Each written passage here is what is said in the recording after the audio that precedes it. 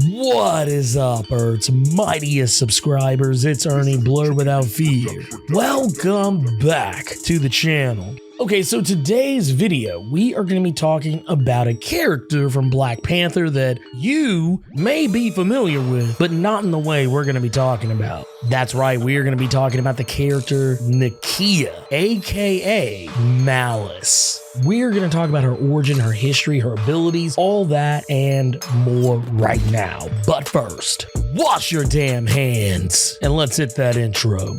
Word to wise, grass only greener when it's fertilized. Gave them truth in these songs, they prefer to lies. Destiny beautiful, adrift in her purple eyes. You can't see me, you Stevie, wondering how I reach more evolutions than Evie and make it look easy.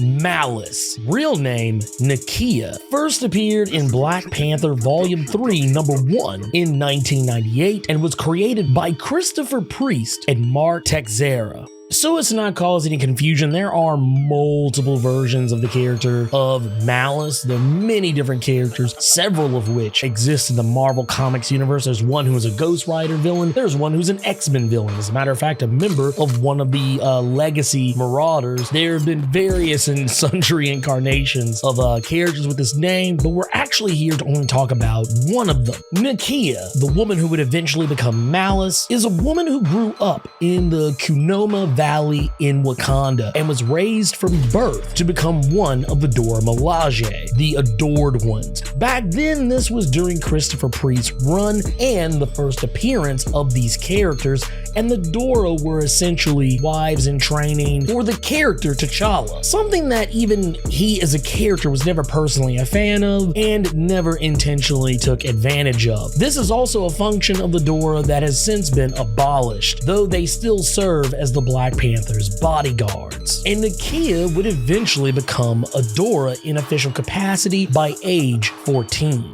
Nakia grew up living in the palace of the Golden City, and as one would guess, being a defender of the throne, spent a lot of time close to T'Challa. She became incredibly thirsty for T'Challa, super sprung, one would say. Regardless of how any of the other Dora may have felt about being a concubine, Nakia was all in for it. It's all she dreamed about. She even went as far as intentionally threatening her own life. When she saw T'Challa with his first love interest in publication history, Monica Lynn, she threw herself off a 50-foot dive into a shallow pool where Monica and T'Challa were bathing and probably about to do other things. And the water was so shallow that she had to be resuscitated. And of course, T'Challa was the one who did it, essentially forcing him to give her CPR and mouth-to-mouth resuscitation, something that she personally reveled in. Oddly enough, it would be Mephisto who would push Nakia's obsession over the edge when using illusions to manipulate T'Challa, causing him to relive his memories of being with Monica Lynn while he's sitting next to Nakia, with those memories and illusions being so vivid that they seemed real. And he wound up engaged in a passionate kissing session with Nakia. As a result of this, Nakia wound up losing her whole ass mind, even going as far as to try to kill any woman who T'Challa had even so much have had a passing relationship with. One of which was Monica Lynn, who I mentioned earlier. She even went after T'Challa's own stepmother, Queen Ramonda, Queen Divine Justice, and multiple other characters. Even a former student of T'Challa's when he was teaching in America. On a mission where she was supposed to be protecting Monica Lynn, she actually ejected her from an airplane that they were flying in, sending her supposedly to her death, though she didn't die. And when confronted by T'Challa, she lied about her death. And when T'Challa learned of her treachery, he had her excommunicated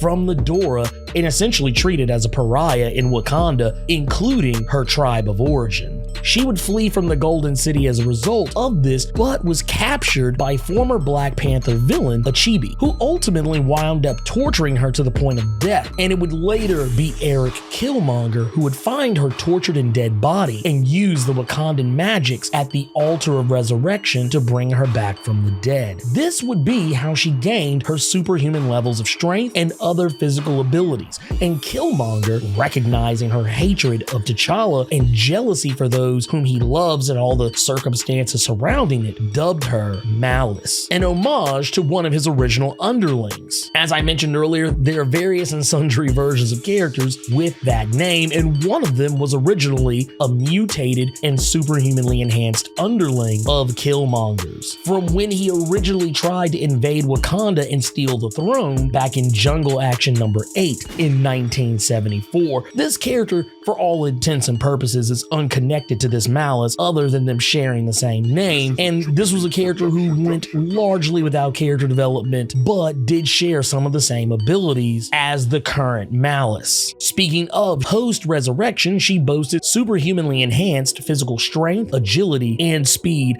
as well as her 5 senses being enhanced to superhuman levels. She would then dedicate the rest of her newfound lease on life to killing anyone T'Challa has ever loved. She developed a custom spike launcher firearm that shoots bladed projectiles at the speed of a bullet. For all intents and purposes, it's a butcher knife hooker. She also developed a special toxin from an herb called Jufero that, not unlike DC's Poison Ivy's pheromones, makes men become as thirsty for her as she was for T'Challa. She even managed to kill one of T'Challa's former lovers, Nicole Adams, an agent of the US State Department who T'Challa dated during his time studying abroad in America, roughly 10 years before the time of Black Panther Volume 3, number 23 in 2000. Malice wasn't even aiming for Nicole. She was actually aiming for Monica Lynn, but Nicole happened to step in the way and took the shot for her, inadvertently. She was dating Everett K. Ross at the time of her death. Nakia even went as far as to free one of Black Panther's rivals at the time, Man-Ape, now more properly known as M'Baku, to help her get revenge.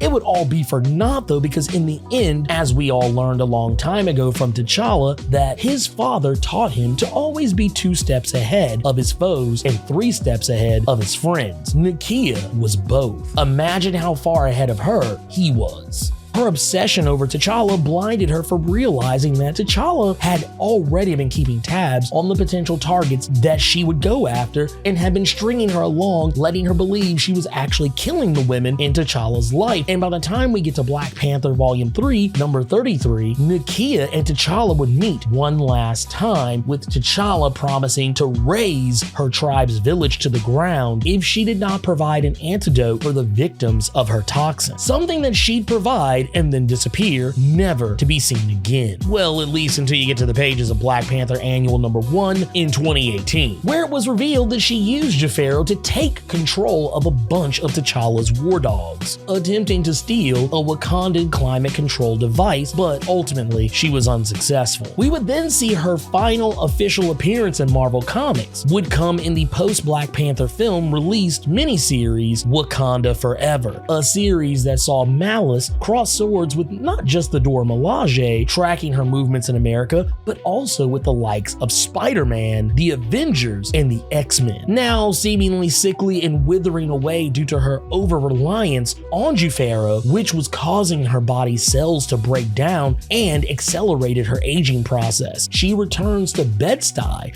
and unleashes a dangerous Dora Milaje weapon, a drum that was stolen by AIM but recovered by herself, a drum that within it houses living vibranium called Mimic 27. This living smoke cloud would lash out and attack anyone that came near it, and it's even more powerful now that it's been corrupted by mimicking Nakia's Jufero and her personality and abilities. It even mimicked the powers of characters like the X-Men and the Avengers, and Nakia, realizing this would likely get T'Challa's attention, used this to make him come to her, but she got Okoye, Ayo, and Anika instead, at least at first. Nakia realizing the harm she did, and T'Challa finally admitting that Wakandan tradition and the problematic ways in which they originally recruited the Dora Milaje created what she is today, and that she deserved better. Eventually, they forgave one another, and she became a Dora once more, even if it was only for a short moment, as she sacrificed herself to stop the Mimic absorbing the poisonous essence of the Jufero in the Mimic back into herself, further accelerating her cellular degradation and ultimately killing her.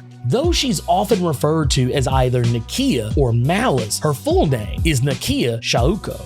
Despite her death, she does return in the pages of the Ta-Nehisi Coates written Intergalactic Empire of Wakanda story arc in the current Black Panther comics. Not the original Nakia by any stretch, but a woman who was born in the Intergalactic Empire named after the stories and tales of the Nakia that we've been talking about. This one being more similar in appearance and personality to the Nakia of the Black Panther film portrayed by Lupita Nyong'o. And though the arc hasn't been finished, she has seemingly followed in the footsteps of the prior Nakia, sacrificing herself to save the Empire from Killmonger and the symbiote Unjadaka. Interesting sidebar is that when we first meet the Dora Milaje, we meet them as a pair, and Nakia is one of them, making her roughly the first Dora Milaje we ever see, the other one being Okoye. Now, Nakia has had very little, if any, media appearances outside of comics, the most notable ones being the silent cameo that she received in Avengers Earth's Mightiest Heroes as a part of T'Challa's Dora Milaje. Nakia did appear in the Lego Marvel Superheroes video game in the Black Panther DLC, though this was the Lupita Nyong'o version from the movies. And then of course, we know Lupita Nyong'o plays Nakia in the 2018 film Black Panther. This version of Nakia does not fill a villainous role and is a former Dora Milaje who became a war dog, which for those you don't know are the Hatut Zarazi. They are international spies for Wakanda, though they don't wear the white panther suits that we typically see in the comics. An interesting sidebar about her character's portrayal is that when we originally saw Nakia in the early teasers and trailers for Black Panther, many, myself included, assumed that she would ultimately betray T'Challa in that movie, aligning herself with Killmonger due to some very interestingly used footage in the trailer. Some that seem to depict her as making a villainous turn, and this did not happen, and for good reason. The character of Nakia is, for all intents and purposes, incredibly problematic. The idea of a teenage girl falling in love with an ostensibly older man and being conscripted into being his, wife in training, and then ultimately being obsessed with him to the point of it driving her insane. Not to say that she's the first character of that type, but there have been multiple characters of feminine and even of male persuasion at times who have undergone this type of story arc, but that doesn't make it any less problematic. These things were later cleaned up in later issues of Black Panther, specifically in Wakanda Forever, and the Dora Milaje as a whole has been revolutionized as of Ta-Nehisi Coates' run on the series, where they no longer act as wives in waiting for T'Challa, but simply stand on their own. And they serve the throne more out of a sense of honor and duty rather than waiting to potentially be someone's wife. The character was really problematic, but at least in Death achieved some semblance of redemption. Now, of course, we already know that Lupita is already playing this character in the Marvel Cinematic Universe, so there's no reason to try and recast this character in any way, shape, form, or fashion. I'm not going to do it, but I will give some recommended reading, and in that, I'm going to recommend that you read Christopher Priest's Black Panther run, which is volume 3, that started in 1998 and ended somewhere roughly around in 2003, but you don't really need to read the whole thing if you just want to see more Nakia. I highly advise that you read at least the first 4 issues of Black Panther in that run, and then of course issue number 12 of that run, and of course pretty much issues number 23 through 33 of that run to kind of get the full scope of Nakia's storyline. And then of course I also recommend that you read Wakanda Forever by Nnedi Okorafor, who basically kind of helped fix all of this. I think that Nakia is an interesting character. I think she's far more interesting now in the MCU than she was in the comics. In the comics, she was just way too problematic for me, but I'm glad that Disney had the foresight to not go that direction. But anyways, let me know what you think about the character of Nakia, aka Malice. Were you always aware of this comic book version of her, or are you today years old finding out about her? Wash your damn hands and sound off in the comments.